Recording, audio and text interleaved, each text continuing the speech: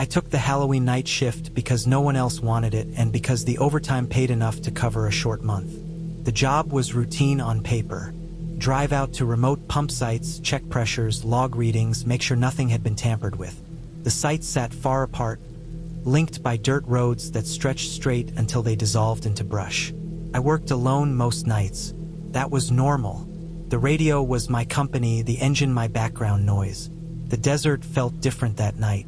The air had cooled faster than expected, the kind of cold that settles into the ground and lifts smells you do not notice during the day. Creosote, dust, old metal. Moonlight washed the land in pale gray, flattening distance and stretching shadows into warped shapes that shifted when clouds slid past. Mesquite trees looked taller than they were, their branches bent into angles that suggested movement when there was none. I followed the schedule in order, stopping at each numbered site, stepping out into the floodlights, checking gauges, writing times. My boots left clear marks in the sand near the equipment pads. Most sites were quiet. A few had wind rattling loose panels. At one I reset a tripped breaker and moved on. I felt tired but focused, counting tasks to stay alert. Site 14 sat farther out than the rest, near a shallow wash that cut across the plain. The road to it narrowed and grew rough. When I pulled up, the floodlights were on but the pump was silent. That was wrong. I parked with the truck angled toward the road, habit drilled into me over years. As I stepped out, I noticed the ground around the pad was disturbed, not by tires, by feet. The footprints circled the equipment in a slow loop. Bare feet, big. The toes were clear, pressed deep, the arches heavy. They did not come from the road. There were no tracks leading from the dirt path to the pad. They came from open desert, out of undisturbed sand, as if someone had walked in from nowhere. I followed them with my eyes, tracing the circle, then the place where they approached the valve. The pump had been shut off by hand. The valve was twisted hard against the stop. That took strength and familiarity.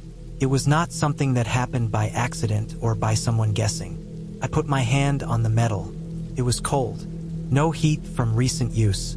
I checked the time in my log and felt a tightness in my chest that had nothing to do with exertion. Beyond the floodlights, the desert pressed close. The light ended sharply, leaving a wall of black dotted with pale stones. That was when I heard the clicking. Low, rhythmic, like teeth tapping together. Not a sound I recognized from animals out there. It did not rise or fall like a call. It stayed even close enough to be intentional. I stood still and listened. The clicking stopped. I took a breath and heard another sound through my radio. The unit crackled, the static rising, then dropping. No voice came through, just breathing. It was slightly delayed from my own. I inhaled and counted, then exhaled. A moment later, the radio breathed. The same pattern, softer, distorted by interference. I checked the channel, the volume, the antenna. The breathing continued until I held my breath. When I did, it stopped. That was when the clicking resumed, slower now, somewhere beyond the reach of the lights. I scanned the darkness, moving my flashlight in short arcs. The beam picked up nothing but brush and sand. I told myself it was interference, feedback, my own signal looping. Radios did strange things in open country. I told myself the clicking could be a nervous habit, someone nearby, teeth chattering in the cold. That thought did not calm me. It made the space feel smaller. I backed toward the truck, keeping my eyes on the edge of the light. The footprints were still there, clear and undeniable. They did not overlap. They did not stumble. They were placed with care.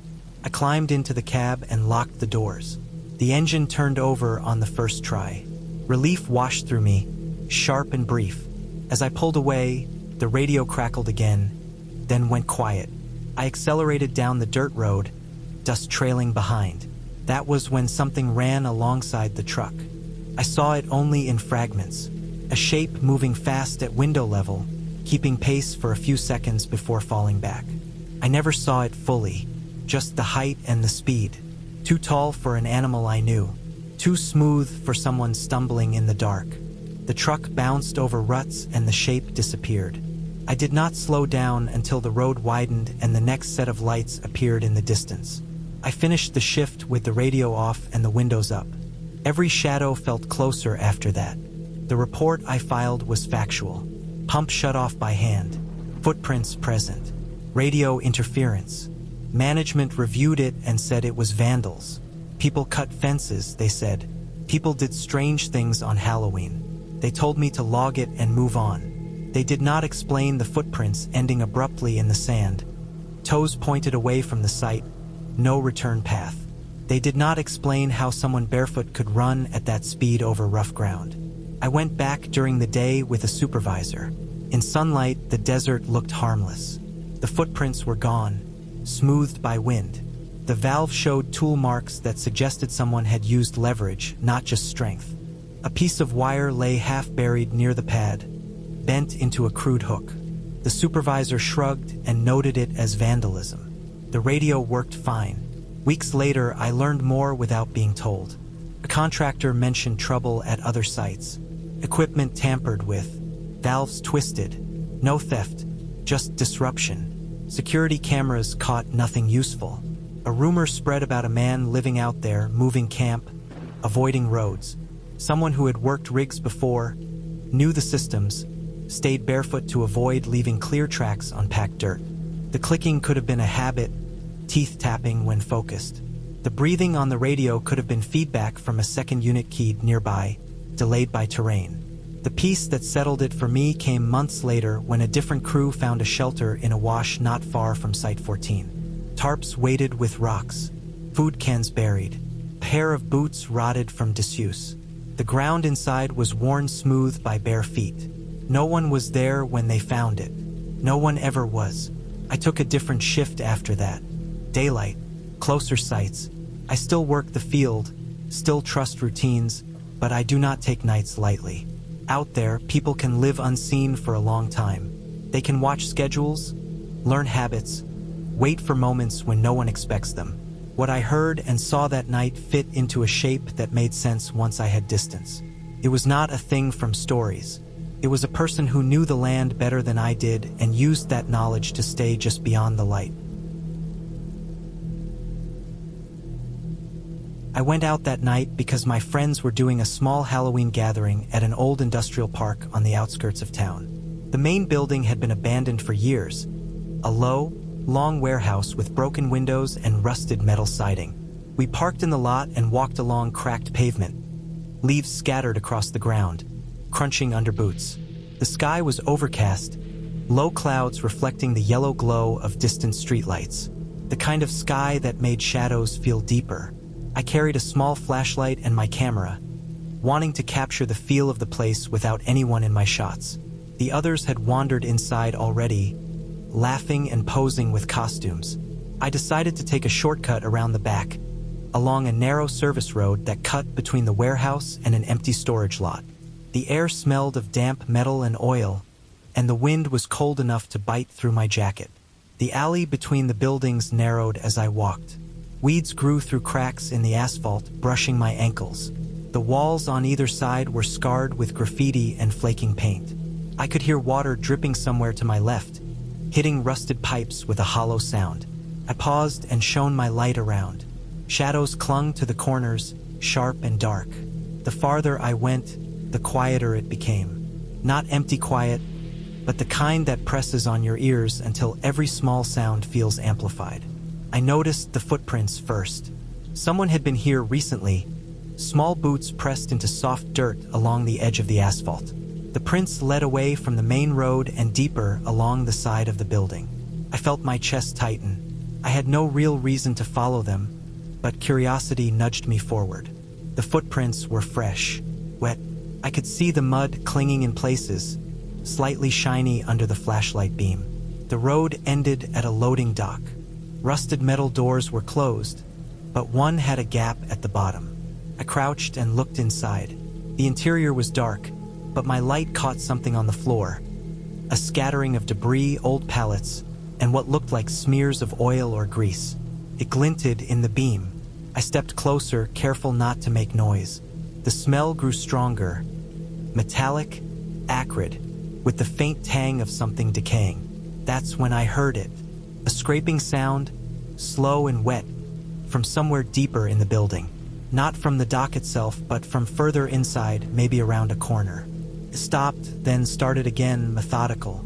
I froze. My heart pounded in my chest. The sound was too deliberate to be random. I turned slowly, flashlight sweeping, but saw nothing. I considered calling it and leaving, but something made me stay.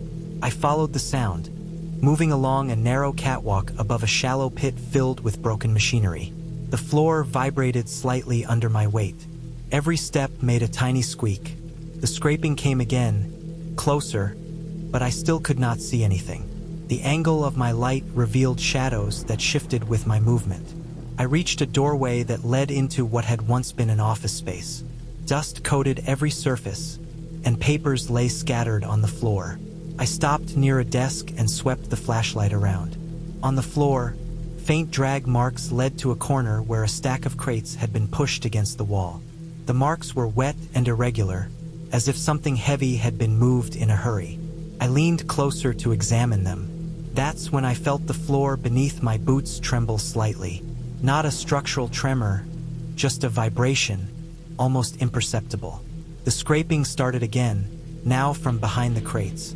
I swallowed, holding the light steady. The sound moved closer along the floor, slow, wet, deliberate. I realized then that it was following a path I had just walked. My pulse spiked. I stepped back toward the doorway. The scraping followed. Every movement I made seemed mirrored by that sound. I moved faster, my flashlight swinging over walls and ceiling beams. I could see nothing.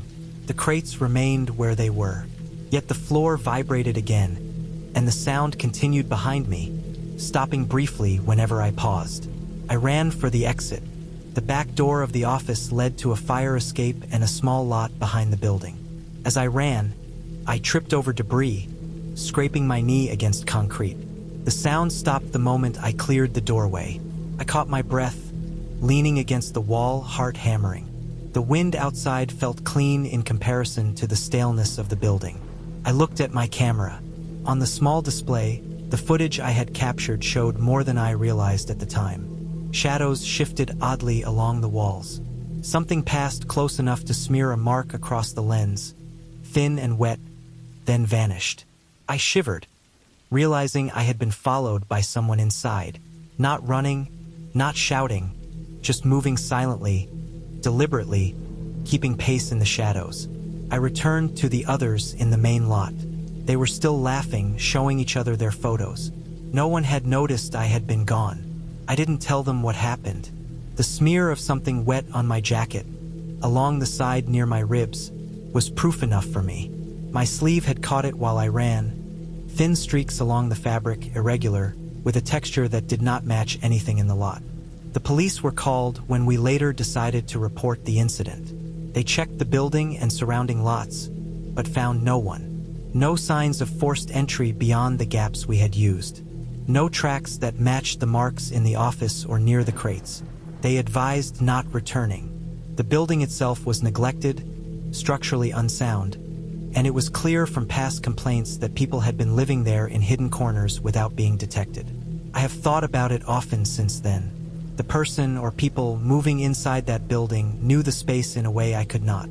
They timed their movement, avoided exposure, and left behind only subtle marks and sounds. They were neither violent nor malicious. They were just unseen. I understand that now. The scratches and the wet smear on my jacket were simply evidence that I had entered a space someone had claimed for themselves. That night taught me how unnoticed someone could be, how deliberate movement and careful timing could make a person effectively invisible in a place that seemed empty. The fear I felt was real, grounded in observation and instinct, but it ended the moment I left the building. Since then, I do not enter abandoned buildings alone. I do not test how quiet a place can be. I keep my distance from forgotten corners, knowing that someone might be living there who wants to remain unseen. The building still stands. I will never go back. The memory of scraping along the floor and the smear on my jacket is enough. It is precise, contained, and explained. It is real, and it is over, and that closure is the only part that makes it bearable. October 31st, 2019 fell on a cold stretch that year. The kind of cold that settled into brick and concrete and stayed there even when the sun came out. The city was already dark by the time we parked. Early evening but overcast, streetlights buzzing to life. I will not name the city because the building still stands, and because I do not want anyone going there thinking this is a dare. There were 3 of us. We wanted photos, nothing more. Urban decay shots, broken windows, peeling paint, empty hallways with old signage still hanging. Halloween felt like an excuse to do it at night. We dressed in plain clothes and carried small cameras, not phones. We told ourselves that made it less reckless. The hospital had been closed for years, shut down after a newer one opened across town. It sat on a rise above a row of warehouses, its upper floors visible from the road like dark shelves stacked against the sky. The entrance we used was already damaged. A side door near what used to be patient intake.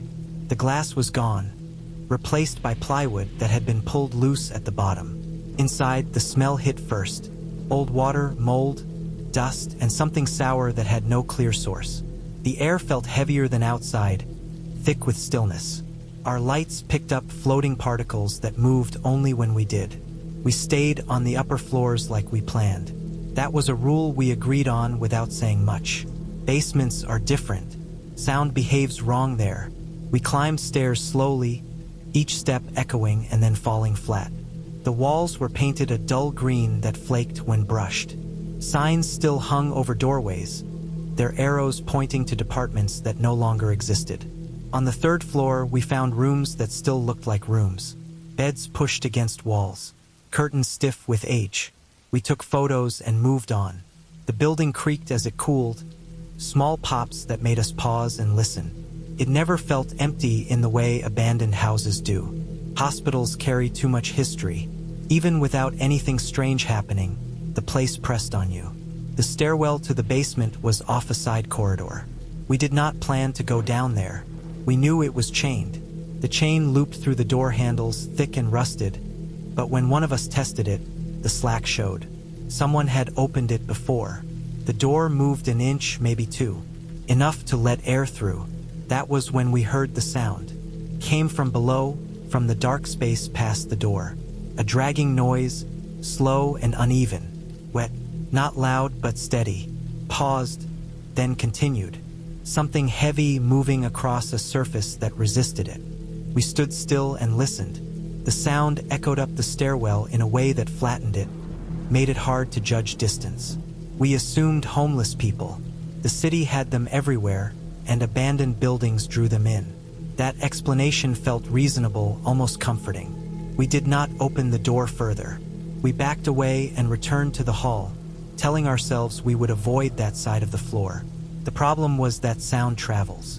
As we moved through rooms, we heard it again, faint but closer. Drag, stop, drag, stop. Each time, it seemed to come from below but also from the walls themselves, as if the building carried it upward. We reached what used to be a surgery wing. The doors were heavier there, metal frames instead of wood. Inside one room, our lights picked up something that did not fit. Candles, several of them.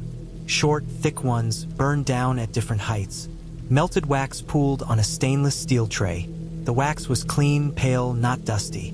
Recent. The air in that room smelled different. Warm, almost sweet, mixed with the usual rot. Someone had been using the place, not passing through, staying. The dragging sound grew louder, still slow, still wet. It sounded closer to the floor now, like it had reached our level. The rhythm changed, shorter pauses, more weight. We did not discuss it. We moved fast toward the stairwell that led back up. Our lights shook. My chest felt tight, breath shallow. I remember thinking about how sound behaves in old buildings, how it can travel sideways through vents and shafts, how it can lie to you. That thought did not help. As we ran, the sound followed. Not chasing, not rushing, just continuing. Drag, stop, drag, stop. It did not speed up, which made it worse. It felt deliberate, like it did not need to hurry. We burst out through the same side door and into the cold. The air outside felt sharp, clean. Street noise rushed back in. Cars, Distant voices, normal life. We did not stop until we reached the car. That was when we noticed the jacket. One of us had a smear on the back near the shoulder blade. A handprint, dark, wet. It looked like it had slid downward, fingers stretched by motion. The fingers were uneven lengths, one shorter than the others, one bent inward at an angle that made no sense for a glove or tool. The substance was not blood. It was clear with grime mixed in like dirty water and oil. We stood there staring at it, trying to make sense of how it got there. None of us remembered contact. No one had fallen. No one had brushed past anything wet. We called the police because it felt like the right thing to do, because we were shaken and did not trust our own judgment anymore. They arrived and went inside. They came back later with blank expressions and firm instructions. No one was found. No sign of recent occupation beyond what we described. No explanation offered. Just a warning not to return. In the days after, we talked less about it. Each of us processed it alone. I did my own digging, old permits, renovation plans that never happened. I learned the hospital had flooded years before closure. A basement water main burst and sat for days before it was addressed. Lower levels were damaged beyond repair. Equipment abandoned. Waste left behind. When the hospital shut down, the basement was sealed as best they could. But water finds its way. I also learned about a man who had worked maintenance there for decades. He never transferred to the new hospital. He lived nearby. After the closure, neighbors complained about someone entering the building at night, carrying supplies, no charges filed, no proof. The dragging sound made sense then. Someone with limited mobility, injured perhaps, moving something heavy across wet concrete. The candles explained warmth and light without electricity. The uneven handprint could come from damage, fingers lost or bent long ago, smeared when he steadied himself against someone passing in a narrow hall. The police did not find him because he knew the building better than anyone. He knew where to hide, where sound traveled, how to move without being seen. He avoided daylight because daylight brings questions. I believe someone lives under that building. Not a monster, just a person pushed out of sight by time and neglect. Someone who learned how to survive in a place everyone else forgot. That knowledge does not make the memory easier. It makes it heavier.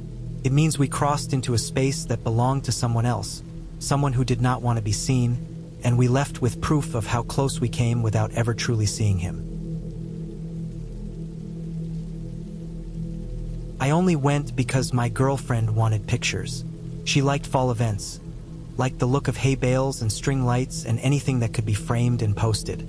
I did not mind the farm itself. It sat back from the highway, low and wide, with a gravel lot and a big sign painted every year. The hayride was supposed to be calm. No actors, no scares, just a tractor pulling a flat wagon through woods behind the fields. People brought kids. Couples leaned together. It felt safe in that predictable way places do when they advertise family-friendly. We climbed onto the wagon just after sunset. The air smelled like cut grass and diesel. Hay was stacked in loose rectangles along the edges. I sat on one side with my back to the rail. The boards were rough and cold through my jacket. The tractor engine started with a dull shake that traveled through the wagon and into my legs. When it moved, the whole thing creaked and settled. As we rolled out, the farm lights fell behind us. The path was wide at first, packed dirt with tire grooves worn smooth. Trees lined the edges but stayed back. The woods felt open. Leaves still clung to branches in thin clusters. The sound of the engine filled everything. It was loud enough that nothing else mattered. My girlfriend took pictures. She leaned forward and framed the wagon ahead of us, the line of people, the glow from a single light fixed near the front. I watched the trees slide past. I grew up around farms. I knew how rides like this worked. There was a loop, a turnaround, then back to the field. I paid attention without meaning to, marking where the path curved and where it stayed straight. After 10 minutes, something shifted. The path narrowed. The ground under the wheels changed from packed dirt to something softer. The tractor slowed. The engine sound deepened. The woods pressed closer. Branches reached out and brushed the sides of the wagon. Leaves scraped wood. The air cooled fast, like we had dropped into a low pocket. I leaned forward and looked past the people in front of me.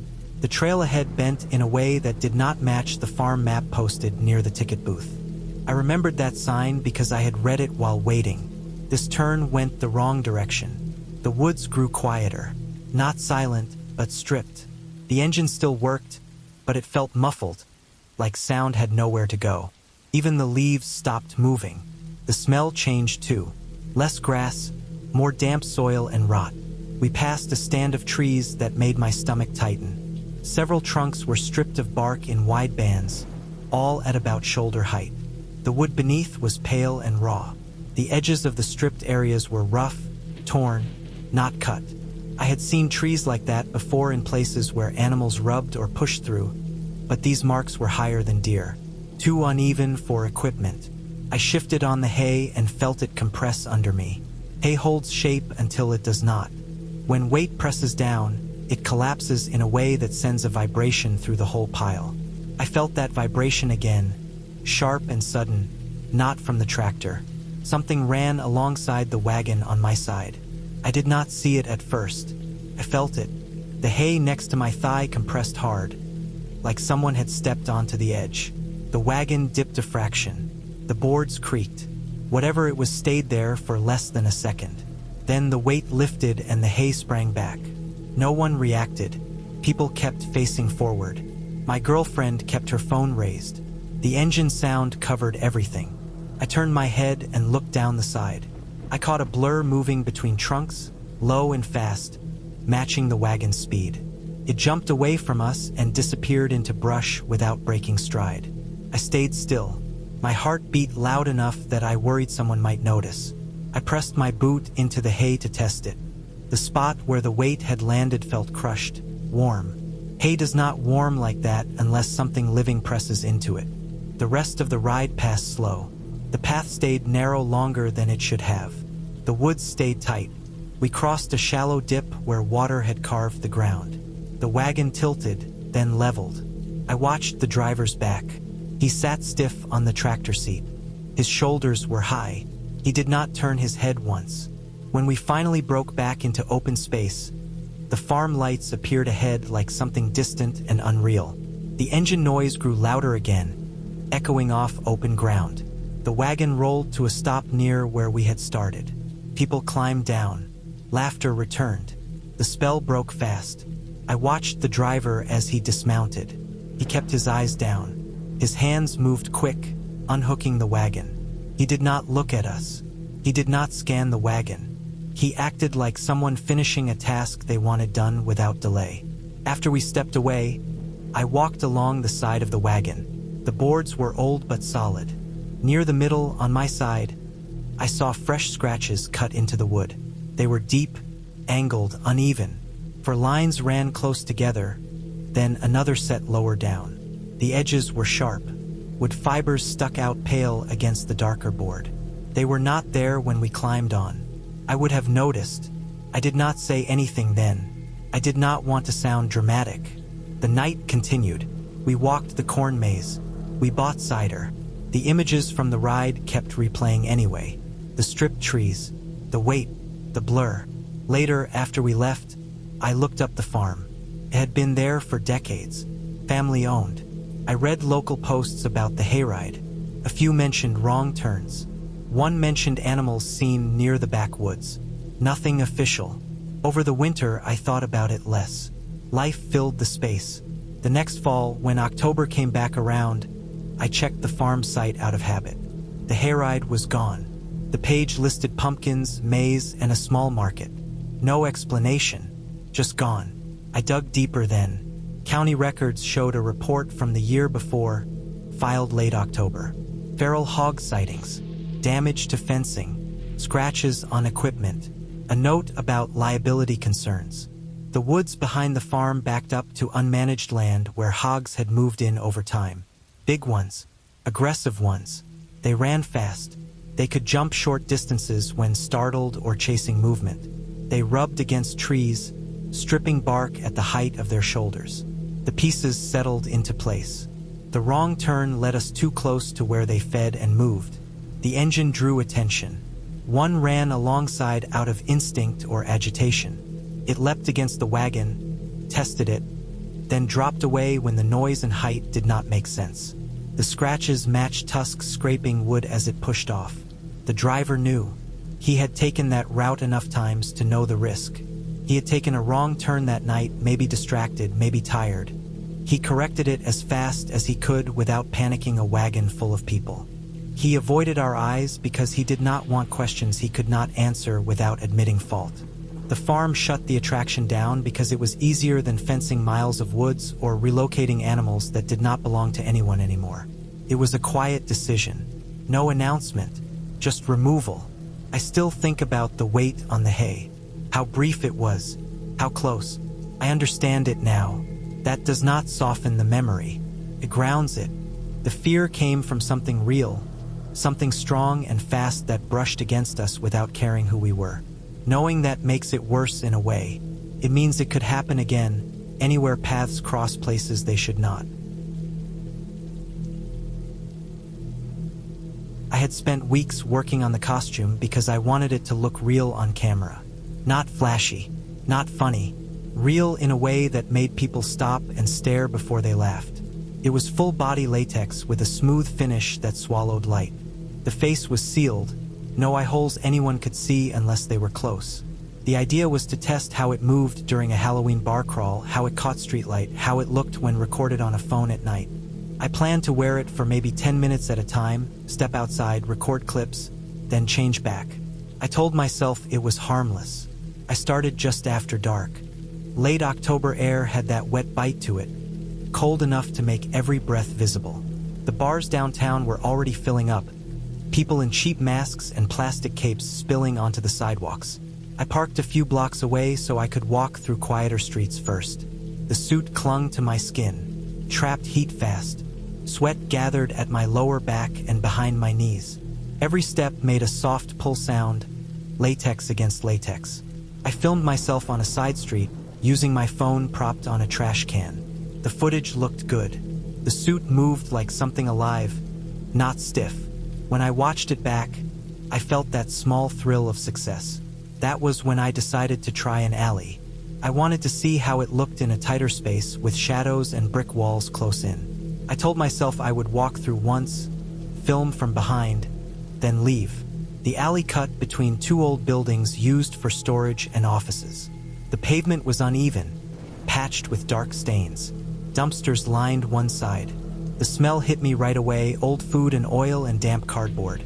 I started recording and walked at a normal pace, keeping my arms loose so the suit showed movement. My footsteps echoed more than I expected. The sound bounced and came back at me. About halfway through, I heard another set of steps behind me. At first I thought it was my echo or someone at the far end. I kept walking. The steps stayed. I sped up a little. The steps sped up with me. I slowed. They slowed. I counted without meaning to. 3 steps behind. Always the same distance. No shuffle, no drag. Clean, measured. I told myself it was someone else cutting through. Someone curious about the costume. That idea did not calm me. I was aware of how blind I was inside the mask. My field of view was narrow. Turning my head did not help much. I could not see behind me without stopping and fully turning, and I did not want to stop. I reached the loading area near the end of the alley. It opened into a wider space where trucks backed in during the day. The light was worse there, a single bulb over a metal door. I cut left and slipped between 2 dumpsters without thinking it through. The space was tight, wet bags pressed against my calves. The smell was sharp enough to make my eyes water inside the mask. I crouched and held still. The footsteps came closer. I could hear fabric moving, a soft brushing sound, like thick cloth rubbing itself. No hard strike of shoes on pavement. Whatever was making the sound passed close enough that I felt air shift. I held my breath. The brushing stopped near the dumpsters. I could hear breathing, slow and heavy, not rushed. It lingered. My heart hammered so hard it made the mask pulse against my face. I waited longer than felt safe. My legs burned from the crouch. Sweat ran down my sides. I raised my phone and checked the screen without lifting it much. The camera picked up movement in the loading area. Not a clear shape, just a darker vertical line against the wall that moved when I adjusted the angle. Tall, narrow, the posture looked wrong, bent in a way that made the shoulders slope forward too much. It was not standing still, swayed, slow and controlled. I did not move until the shape slid out of frame. The brushing sound faded. I stayed there for another minute, counting my breaths. When I finally stood, my knees shook. I backed out and walked fast toward the street without running. I did not film anymore. I did not look back. The suit felt heavier with each step. I drove home with the windows cracked even though it was cold. The suit smelled wrong now, not just sweat. Something oily. When I got inside, I peeled it off in the bathroom and hung it over the tub. That was when I saw the smear on the back, low near the spine. Dark grease, thick and uneven, like it had been wiped there by accident. It was not from the dumpsters. I had not brushed against anything back there. I knew where my body had been. I showered and tried to calm down. Later, I went back to look at the footage. The alley video showed my walk and then the sudden cut when I ducked away. In the last seconds, a shape crossed the frame behind me. It was there and gone too fast to make sense of. I froze the frame. It looked like a person wrapped in a long coat or tarp, hood up, head angled down. No face. The posture matched what I had seen on the phone in the loading area. The next day, I returned in daylight. I needed to understand what had happened. The alley looked smaller, less dramatic. I noticed things I had missed. Fresh tire tracks near the loading area. A faint line of the same dark grease on the pavement leading to a service door. There was a posted notice about overnight maintenance. I checked nearby buildings and found a security camera angled toward the loading area. I contacted the property manager and explained I was testing a costume and had a scare. They let me see the footage from that night. The video showed a maintenance worker moving through the alley, carrying a folded vinyl tarp over one shoulder. He walked with a forward lean to balance the weight. The tarp brushed itself as he moved. He stopped when he noticed me ahead, slowed to watch. When I ducked between the dumpsters, he paused near them, likely confused. The grease came from the tarp, stained from equipment earlier in the night. When he adjusted it on his shoulder, it dragged against my back as he passed, close enough in the narrow space. Seeing it explained everything in a clean line. The steps staying 3 behind matched his pace as he followed at a distance, unsure. The wrong posture was weight and habit. The dark smear had a source. The fear did not vanish, but it settled into something manageable. I threw the costume away anyway. Full body masks take away too much. They cut you off from the world and leave you guessing. I still go out on Halloween. I still wear costumes. I keep my face open now, and I stay where I can see and be seen. Halloween weekend, 2016, we drove north into Minnesota because the price was right and because none of us wanted crowds. The listing said off-season like it was a perk. It meant quiet. It meant empty roads.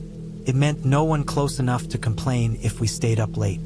6 of us split the cost, packed coolers, and left the cities behind before sunrise. By the time the paved highway narrowed and the trees closed in, snow flurries were already drifting sideways. Not enough to stick yet, just enough to make the world feel thin and unfinished. The cabin sat a mile off the county road, down a rutted track that hadn't been graded in years. Pines leaned in close. The lake was a dark plate behind them, already skinned with ice at the edges. The place looked smaller in person than the photos. 1 floor, a porch wrapped around 2 sides. No neighboring cabins in sight. No cell service. The phones all showed the same thing. Searching. Inside, the air smelled old, like dust and pine cleaner. The furniture was sturdy but dated. A heavy table with burn marks. A couch that had been reupholstered twice. The guest book sat on a shelf by the door, thick and soft with age. The last entry was from fall 2003. Names, dates, jokes about deer season. After that, page after page of clean paper, yellowed at the edges but untouched. No dust patterns. No torn pages. Just nothing. We unloaded, started the propane heater, and settled into the rhythm of being away. Outside, the flurries turned into real snow. By late afternoon, it had laid a soft, clean layer over everything. I walked the short trail behind the cabin down toward the lake. The trees were marked with small reflective tabs, nailed low, barely knee-height. They weren't for snowmobiles. They weren't for hikers. I had to look down to see them. The nails were new enough to shine. The tabs were scuffed. As it got dark, the quiet pressed in. Wind moved through the trees but didn't carry sound far. The lake didn't make noise yet. The heater clicked and hummed. We cooked, drank, played cards. The porch light pulled snowflakes out of the dark and let them fall straight down. The camera mounted above the door had a little red light that blinked when it sensed motion. It blinked a lot. Each time, the screen inside showed the same thing. Snow, porch rail, empty steps. Sometime after midnight, when the house had settled and the heater cycled down, I noticed the sound. It wasn't loud. It was steady, pressure more than a noise. Footsteps moving around the cabin, slow and even. They didn't scrape. They didn't crunch. They didn't speed up or slow down. They circled once, then again. The camera light came on. The screen stayed empty. The snow on the porch remained smooth. I told myself the snow was too soft to hold shape. I told myself the sound was ice shifting along the shore. I told myself the heater made strange echoes. None of that fit. The steps stayed close, just outside the walls, always at the same distance. I counted without meaning to. 24 steps to go around the place. Again. It went on for a long time. Long enough for the fear to settle into something dull and physical. My throat felt tight. My hands shook when I poured water. I checked the windows without touching the glass. Nothing moved outside. No shadows. No breath. The camera light blinked off and on. The screen stayed blank. Near morning, the sound stopped. Not fading. Not drifting away. It ended like a switch was flipped. When gray light finally seeped through the trees, the cabin felt wrong. Like a place after a storm. We went outside together. The snow had crusted overnight. A thin shell over powder. The yard was clean except for the porch. On the windows, on the frost, were handprints, pressed flat. Long fingers splayed wide. The shapes looked wrong because the frost had smeared when the hands pulled away. The joints showed as faint bends, doubled by the drag. There were more prints than made sense for one person, overlapping, climbing the glass. No palm lines, no gloves left behind, no marks on the porch boards. We didn't argue. We packed fast. The heater was shut off. The trash was taken. The door was locked. As we drove out, I watched the trees. The low markers caught light from the headlights, flashing silver near the ground. On the way back, at the first place with service, I searched the address. There wasn't much. A tax record. An old forum thread about hunting leases.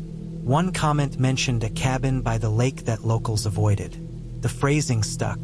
Hunters who never tagged anything. Weeks later, after the shock had cooled into something I could examine, I put it together. The cabin wasn't haunted. It wasn't anything like that. It was used. Not officially. People had been watching it. The low trail markers weren't for us. They were for moving through the woods without being seen from a distance.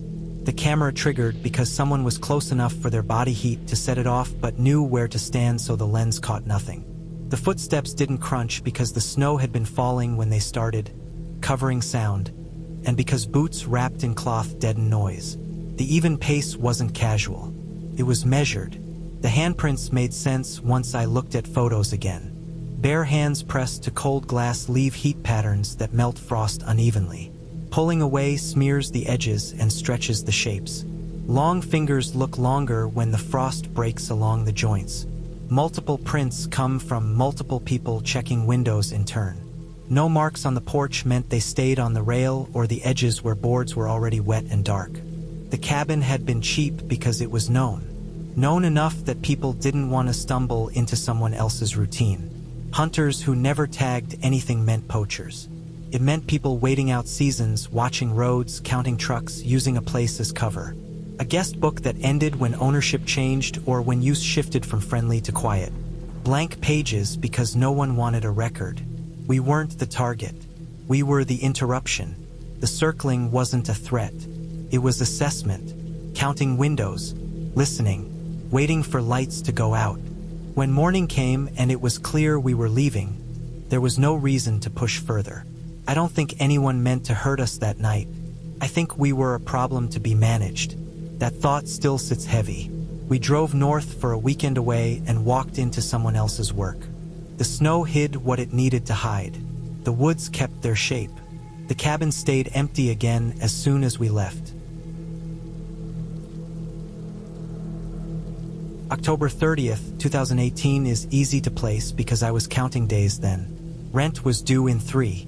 My phone battery barely held a charge. I was bouncing between seasonal jobs, whatever paid cash, and did not ask questions. The Craigslist post promised easy money for cleanup work. No experience needed. The guy said the place had been a haunted house attraction years back and needed to be stripped so the building could be sold. I knew the area outside Scranton well enough to picture it before I even drove there. Old warehouses sat scattered along back roads, half-used or forgotten, surrounded by weeds and broken pallets. That kind of place never fully emptied out. It just waited. I arrived in the late afternoon. The sun was already low, that thin fall light that makes everything look flat and cold. The warehouse sat behind a chain-link fence with a padlock hanging open. No sign, no lights outside. The guy met me by a side door. I took note of his truck, an older pickup with a rusted tailgate and no plates on the front. He paid half up front in wrinkled bills and said the rest would come at the end. We were supposed to work daylight, but he pushed it late. He said he lost track of time and needed to finish tonight. I needed the money, so I followed him in. The inside smelled like damp foam and old paint. The air felt trapped, thick in the chest. The attraction had been built inside the warehouse with plywood walls and black curtains. Fake stone textures peeled away in places, showing cheap insulation beneath. Plastic bones lay in corners, dust-coated. The power worked only in some rooms. Fluorescent lights flickered overhead in strips, leaving long stretches dark. Extension cords snaked along the floor. Animatronics were half disassembled, their metal frames exposed, wires hanging like veins. Fake blood had dried brown on floors and walls, sticky even after years. We split up to work faster. I was given a crowbar and a box cutter and told to break down foam walls and stack anything reusable near the loading bay. He moved deeper into the maze with a drill.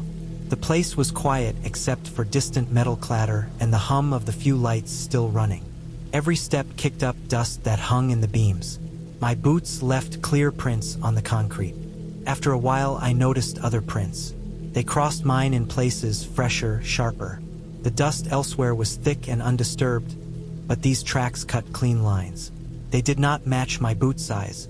They were narrower with a worn heel pattern. I assumed they were old, maybe from the owner earlier that day, but the edges looked too crisp. I followed them without thinking, just tracking them with my eyes as I worked. They led past fake brick walls and hanging curtains into darker sections where the power did not reach. Some of the prints ended at walls that were supposed to be solid. I pressed on the foam panels. They flexed, then stopped against plywood. Nothing obvious.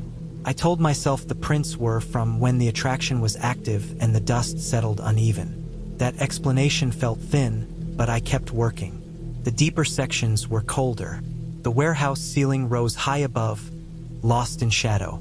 Occasionally I felt air move, a slow draft that carried a smell different from dust and foam. It smelled like sweat and old fabric. I found one of the crawl spaces built for scare actors, a narrow opening behind a hinged wall. Inside was barely enough room to crouch. I shined my flashlight in, expecting nothing. Instead, I saw a sleeping bag laid out along the concrete, flattened like it had been used recently. Empty food cans were stacked neatly at the back. Not rusted, not old. Labels still bright. A plastic water jug sat beside them, half full.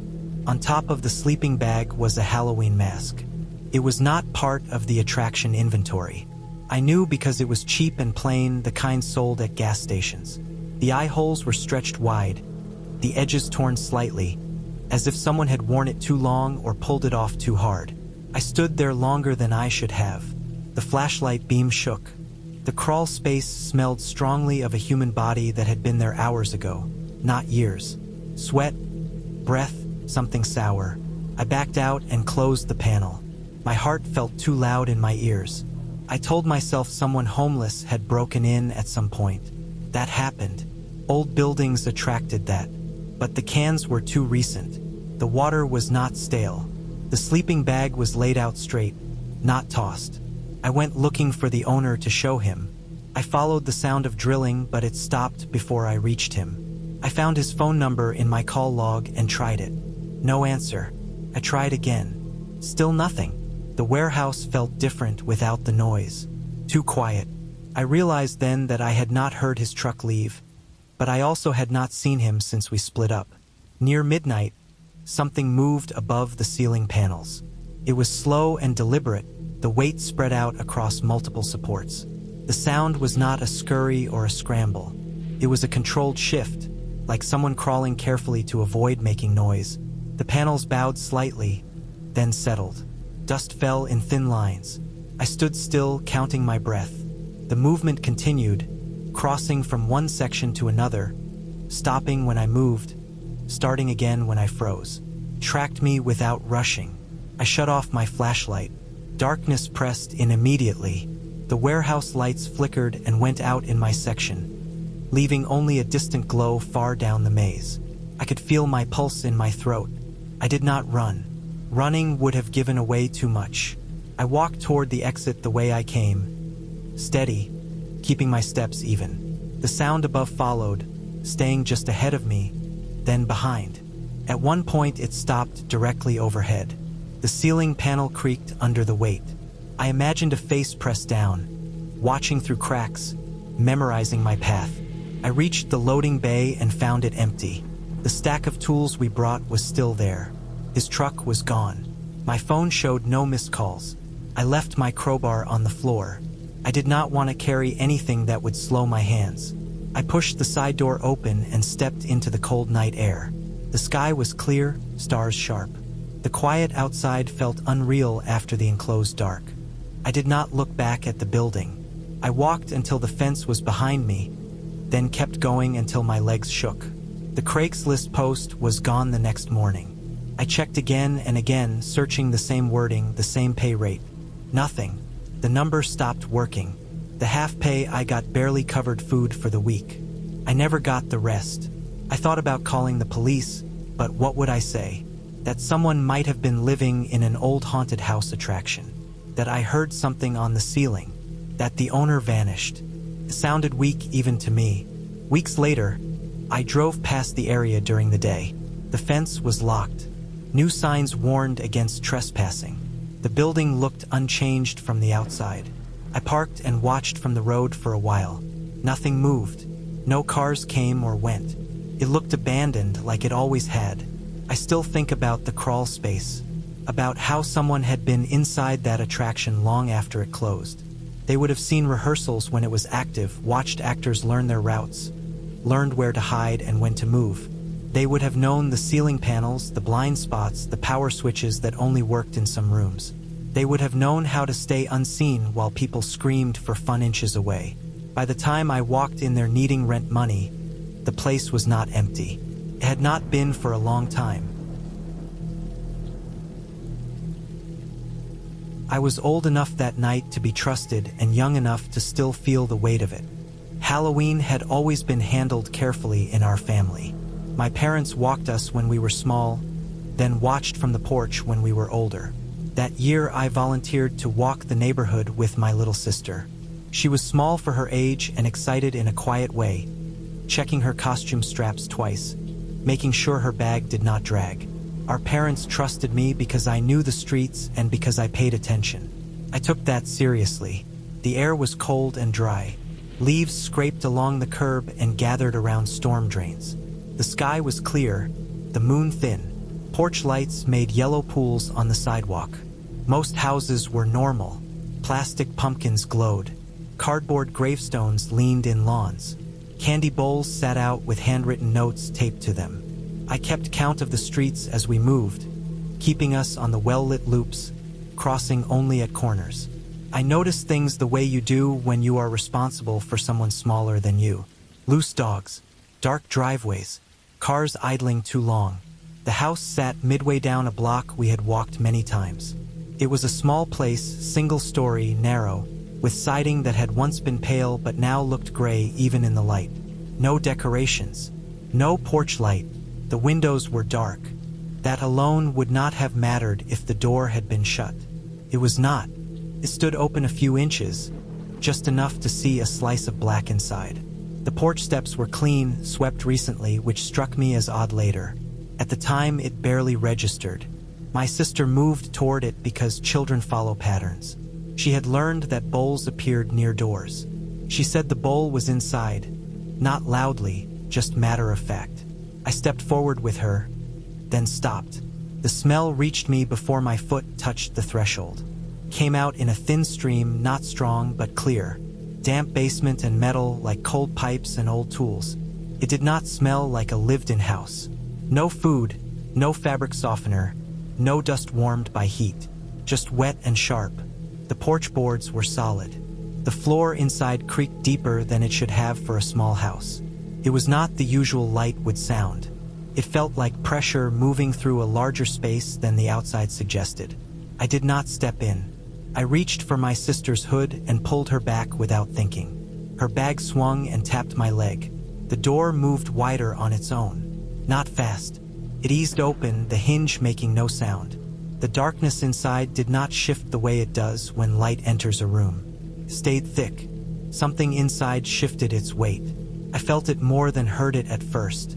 A slow redistribution, like someone adjusting their stance to balance. Then the breathing. Measured. Controlled. The kind that comes from someone who knows how loud they are being and is choosing not to be louder. It did not rush. It did not change when we froze. Continued at the same pace, steady, patient. I did not try to look inside. I did not need to. The smell sharpened as the door opened.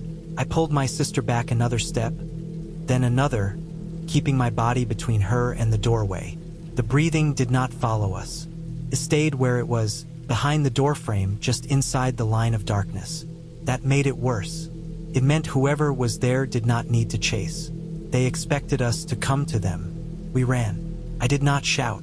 I did not turn around. I held my sister's wrist hard enough to hurt and kept us in the light, past the next house, then the next. Her shoes slapped the pavement unevenly. Leaves broke underfoot. I could feel my heart in my throat and the burn in my lungs. We did not stop until we reached a porch with music playing and people moving inside. Only then did I slow, keeping her close until my hands stopped shaking. We did not go back down that block. We cut through a side street and headed home. I walked on the outside of the sidewalk the rest of the night. I checked behind us at every corner. My sister did not cry. She did not ask questions. She stayed quiet in a way that worried me more than panic would have. When we reached our house, I checked the locks twice before I let her inside. I stayed up after she went to bed, listening to the normal sounds of the place, trying to reset my sense of what felt right. Later that night, my parents called the police. They did not make a scene. They explained that an open door had scared us. They gave the address. An officer came by and took notes. I watched from the hallway as they spoke, noticing how ordinary everything looked under our lights. That made the memory feel unreal, like it might thin out if I stared at it too long. The police went to the house that night. They checked again the next day. The report that came back was simple. The house was vacant. The owner had passed away months earlier. There were no utilities on, no signs of forced entry, no one inside. They did not find a bowl. They did not find bedding or food. They did not find footprints that could be tied to anyone. They closed the door and marked it secure. That explanation fit on paper. It did not fit what I experienced. I replayed the details over and over, not because I wanted to scare myself, but because I wanted to understand where I could have been wrong. I considered animals. The breathing had been too even. I considered pipes. The sound had adjusted with the door, not with temperature. I considered that my fear had filled in gaps. But fear does not invent smells with that clarity. It does not invent patience. In the weeks that followed, the house stayed dark. A notice appeared on the door. Then the door was boarded. A dumpster arrived one morning and left by evening. Workers came during the day in pairs with trucks. They wore gloves and masks. They did not stay long. After that, the place looked sealed, windows covered, yard trimmed short. It blended back into the block the way it should have all along. My sister slept with her light on for a while. She stopped trick-or-treating the next year. She never spoke about the house unless asked. When she did, she focused on small things like the way the porch felt colder than the others. I watched her closely after that. I walked her to the bus longer than necessary. I learned which houses were empty and which were not. I paid attention to doors and smells and sounds that did not match. What stays with me is not the fear I felt when we ran. That faded. What stays is the breathing. It was not hurried. It was not strained. It did not change when we moved away. It sounded practiced, like someone had learned how to wait without being noticed. That kind of patience does not come from a single night. It comes from repetition. It comes from watching patterns and trusting them to bring what you want close enough. I went out that night because my younger cousin was late getting back from a Halloween bonfire at the edge of the township. The adults were already drunk in the machine shed, red cups stacked on the workbench, music humming low through the walls. No one wanted to drive. Phones were dying. I knew the roads. I had grown up on that farm and the land around it. I grabbed a flashlight from the mudroom, pulled on my boots, and told myself I would be back in 20 minutes. The farm road ran straight and flat, packed dirt with shallow ruts from combines. Cornfields bordered both sides, harvested a week earlier but still standing in tight rows, stalks left tall and stiff to dry. The moon was thin and low, more glare than light. The air had that sharp October edge that dries your nose when you breathe through it. I walked fast at first, boots crunching on gravel, shoulders loose, thoughts simple.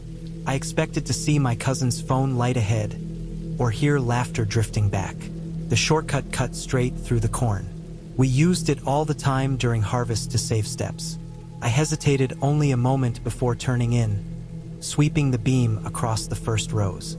The stalks were pale and splintered where the combine had cut them. Leaves hung like strips of paper.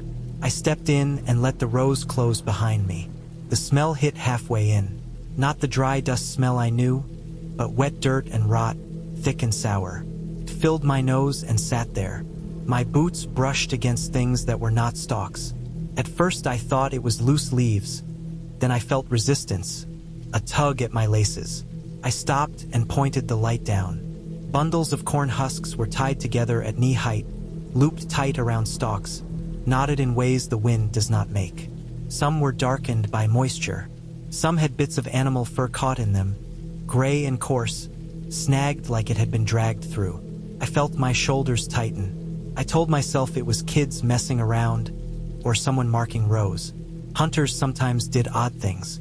I stepped around the bundles and kept moving. The smell grew stronger as I went, layered with something iron-like that made my stomach pull in on itself. The wind had been steady when I entered, moving the leaves in a soft hiss, but it kept stopping all at once. Not fading, stopping. The silence that followed pressed in hard enough that I noticed my own breathing. My flashlight dimmed faster than it should have. The beam lost its edge and went yellow. I shook it once without stopping. The batteries were new. The cold should not have drained them that fast. I felt watched, not in a dramatic way, but in the simple sense that something else was there and aware of my path.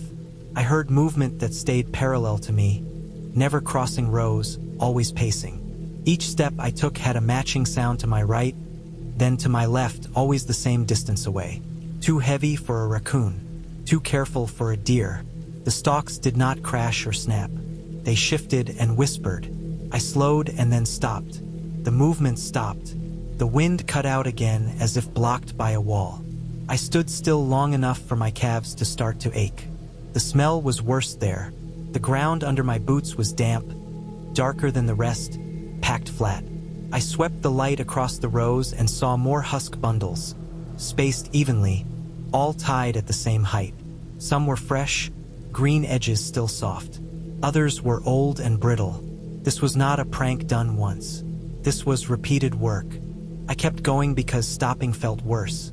The rows narrowed toward the far edge where the shortcut met the road again. My light flickered. I could feel my pulse in my ears. The parallel movement stayed with me until the last 10 yards. Then it fell back, as if whatever had been keeping pace did not want to leave the cover. I stepped out onto the road and the wind came back all at once, cold and clean. My cousin lay on the gravel shoulder, jacket half off, one arm over his face. He was breathing slow and deep. The relief hit me hard enough that my knees shook. I shook him once with my boot until he rolled and groaned. He smelled like beer and smoke. There was no blood, no injury. He was drunk and asleep. I dragged him a few feet farther from the ditch and propped his head so he would not choke. I stood there longer than I needed to, listening to his breathing settle. What stuck with me was behind me. The corn at the edge of the shortcut leaned inward, not blown flat, not trampled in a hurry. The stalks were bent at the base and held that way, leaves pressed together, as if something large had stood there for a long time and then moved off. The bend had weight to it, a slow pressure, not a pass-through. We drove out later when someone sobered up enough to take us home. I did not say much. The next morning I went back in daylight. The smell was gone, thinned by sun and air, but the ground where I had stood was still dark and packed. I found tracks near the husk bundles, boot prints that did not match mine, deep at the heel, measured steps. I followed them to the back of the field where the rows opened onto a drainage ditch. There were scraps there that explained the fur, remains of small animals, skinned and piled, not eaten. The knots in the husks matched knots used on hay twine, taut and efficient. Someone had been working the field as a place to process animals, maybe trapping, maybe poaching, maybe worse. The pacing made sense then. A person moving along the rows to watch, staying hidden, judging distance, waiting to see if I would find the ditch. The flashlight battery was dead when I checked it, swollen and leaking. The cold and moisture could do that if the seal was bad. The wind stopping had been the corn acting like a wall where the rows bent and blocked it. The leaning stalks had been bent by a body holding still, not rushing, patient enough to let the plants give. My cousin remembered nothing beyond sitting down to rest. We reported the remains to the county. A warden came out and cleared the area. The bundles were cut down and burned. No one was caught. I still walk the farm road. I still work the fields. I do not use shortcuts anymore, not at night, not even on familiar land. Familiar places are where people hide because they know no one is watching.